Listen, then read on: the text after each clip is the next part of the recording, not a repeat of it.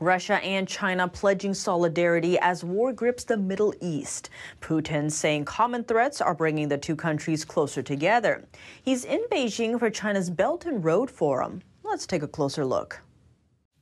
A one-to-one conversation between Russian President Vladimir Putin and Chinese leader Xi Jinping. Besides praising Xi's Belt and Road Infrastructure Initiative, Putin emphasized greater coordination with China.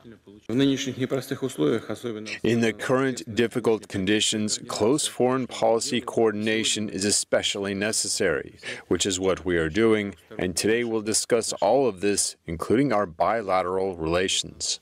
Cross-border trade between the two countries is also on the rise.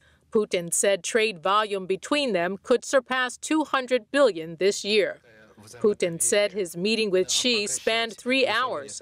It covered topics including economy, political interaction, and joint work on international platforms. The two also discussed the situations in the Middle East and Ukraine.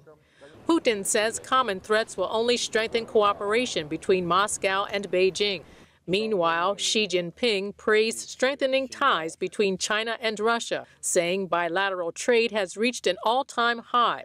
Xi said the two nations are moving toward a goal of $200 billion in trade.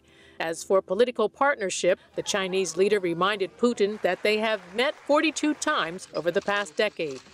And a rare image, as President Putin arrived in Beijing, he was filmed with military officers while carrying a nuclear briefcase. The briefcase is with Putin at all times, but is rarely filmed. The U.S. president also has such a device. It holds secure phone capabilities that would allow the leader to authorize a nuclear strike. Worth noting, the Russian parliament just agreed to revoke approval of a global nuclear test ban treaty.